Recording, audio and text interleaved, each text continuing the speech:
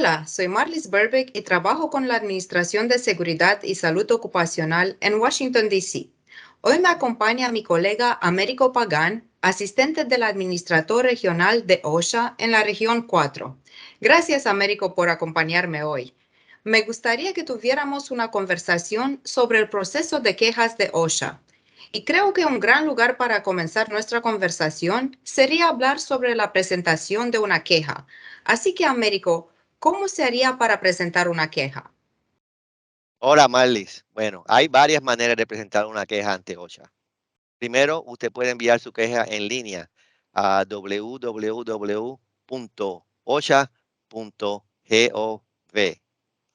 Puede completar el formulario de queja o redactar su propia carta y luego enviarla por fax, enviarla por correo postal o enviarla por correo electrónico a su oficina local de área de OSHA.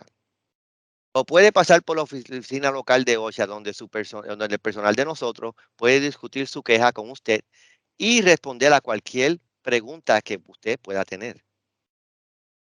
Por lo tanto, parece que hay varias formas en que alguien puede presentar una queja. Pero ahora, ¿qué tipo de información se debe proporcionar a OSHA al presentar una queja? Bueno, el personal de OSHA tiene que determinar a partir de la queja que hayan motivos razonables para creer que existe una violación de un estándar o regulación de OSHA o un peligro para la seguridad o la salud de los empleados. La información principal que debe proporcionar al presentar una queja que ayudaría a OSHA a determinar el tipo de respuesta para tomar serían: primero, necesitamos información del empleador, nombre del empleador y dirección de la instalación donde existe el peligro, porque ustedes saben que los empleados tienen más de un sitio de trabajo. Identifiquen los peligros, identifiquen y describa la condición peligrosa. Por ejemplo, están trabajando en alturas sin protección de caídas, están trabajando en un warehouse que tiene salidas de emergencia bloqueadas. También la exposición al peligro. ¿Están los empleados expuestos al peligro? Si es así, necesitamos demostrar que los empleados están expuestos a ese peligro.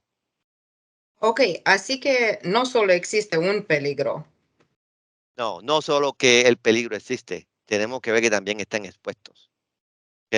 Y cómo se exponen también es importante. ¿Cómo están expuestos los empleados? La frecuencia de la exposición del peligro. ¿Están expuestos continuamente al peligro? Y si no, ¿cuánto tiempo están expuestos al peligro?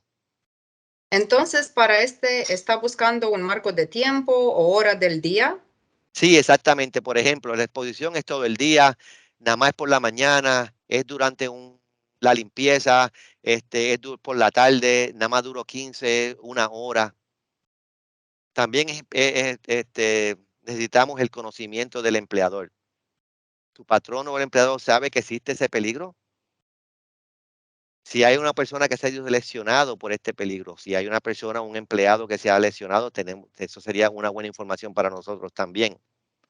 Y finalmente el contacto, nombre y dirección del empleador. Entonces, esto sería como el propietario, un supervisor o incluso un gerente de seguridad y salud. Sí, exactamente. Entonces, parece que cuanta más información se pueda proporcionar, mejor. Sí, efectivamente. Mientras más detalles nos den, mejor. ¿Ok? La más información que tenemos nos ayudará a nosotros a demostrar cómo vamos a responder a su querella por queja. Gracias de nuevo, Américo, por tomar el tiempo para hablar con nosotros hoy. Para obtener más información sobre sus derechos en el lugar de trabajo, visite nuestro sitio web en www.osha.gov.